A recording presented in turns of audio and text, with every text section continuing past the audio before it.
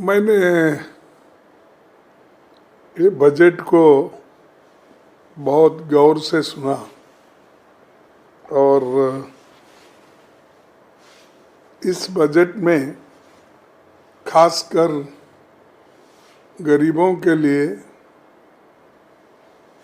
Lower middle class के लिए और मिडिल क्लास के लिए भी कुछ भी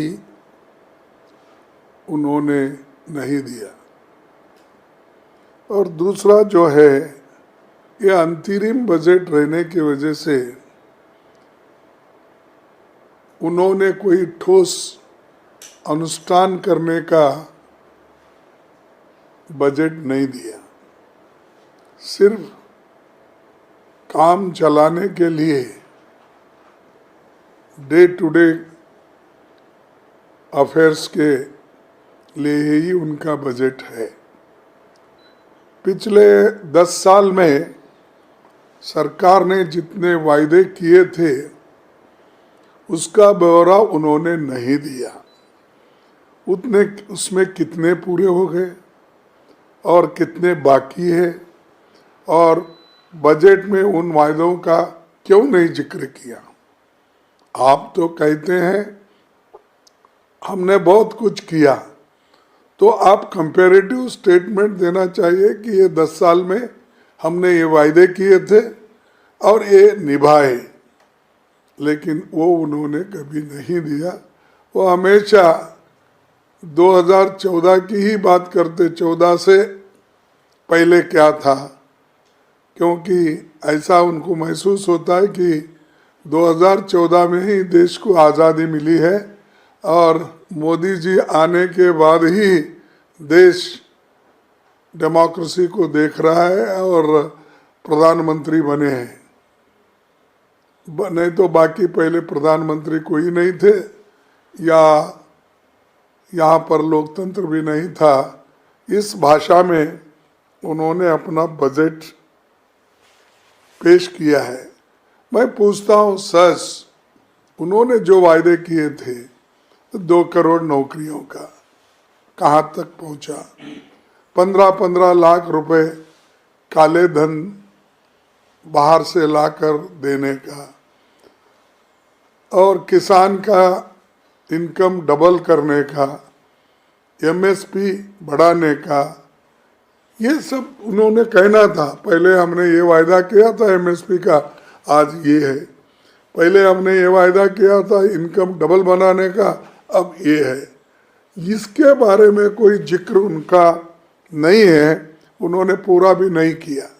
100 स्मार्ट सिटी बनाने का वायदा किए थे, क्या पूरे हो गए, अधूरे हैं? कहाँ तक आपने कंप्लीट किया, वो भी आपने नहीं बताया। उसके बाद मैं और एक आपको इम्पोर्टेंट चीज़ बताना चाहता हूँ कि यूपीए के दौरान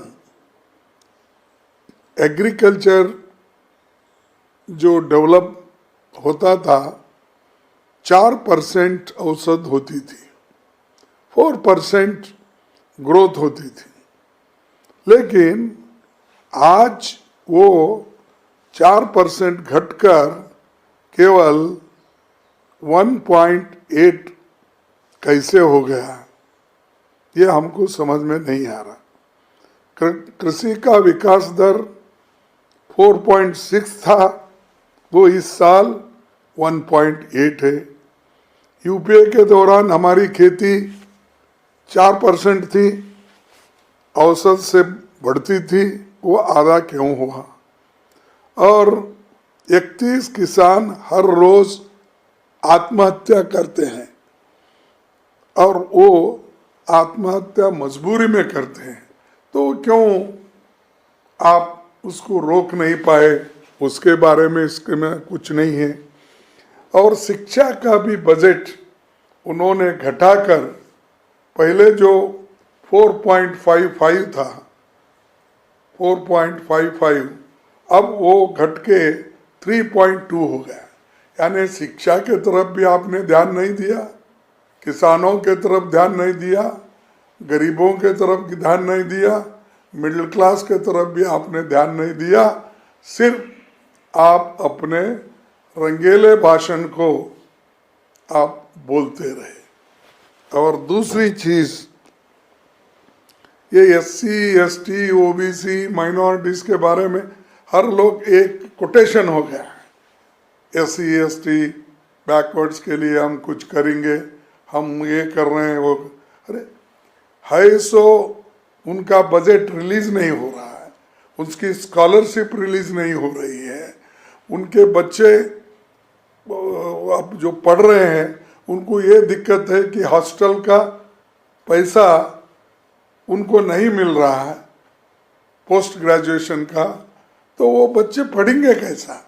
एक तरफ से आप you want to stop their education, उनको फिर जो पहले वो लोग 100 साल पहले जो थे वही स्थिति में आप ले जाना चाहते हैं।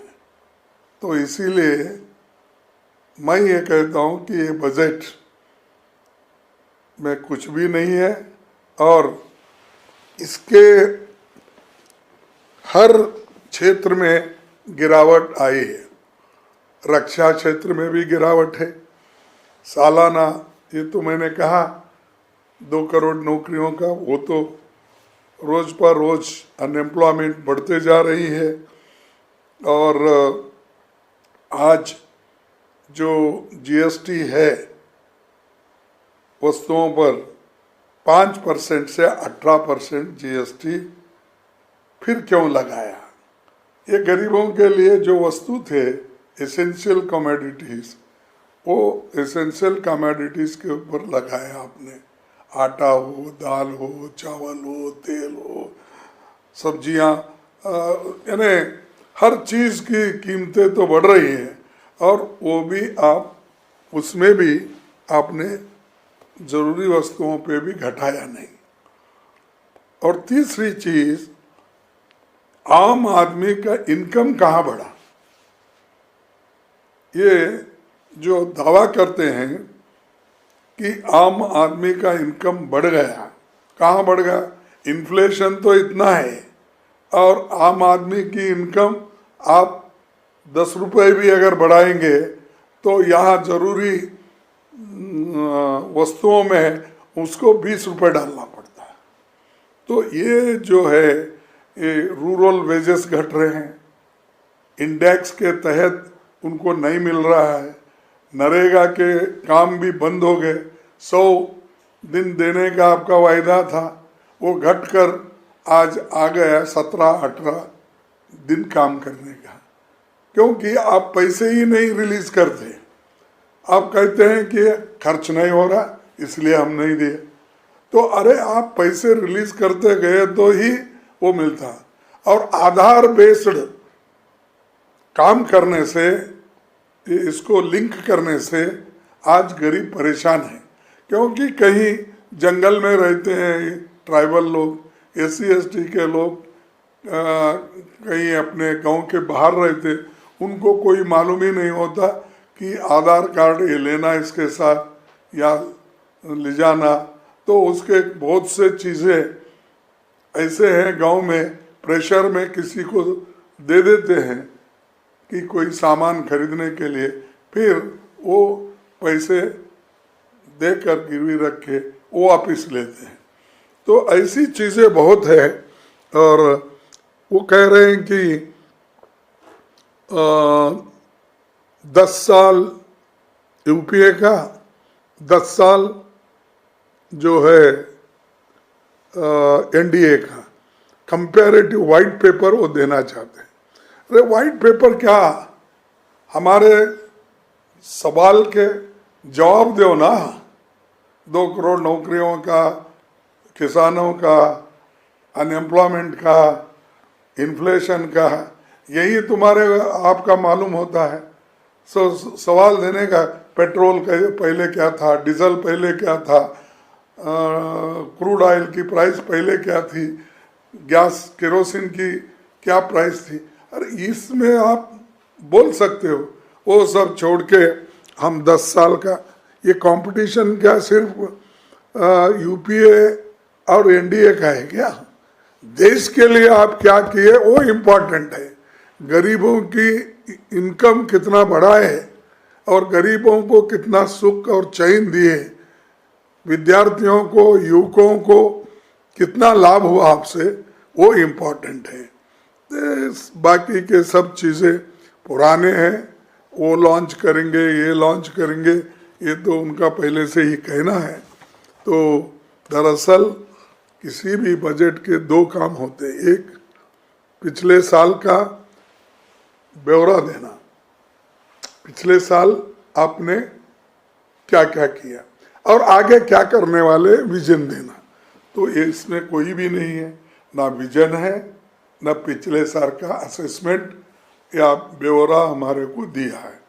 तो टोटली हम ये कहेंगे कि ये बजट, ये दोनों चीज़ तो मिसिंग है, उसके अलावा भी ये बजट, इसमें कुछ भी नहीं, सबको उन्होंने टोपी डाल दिया है।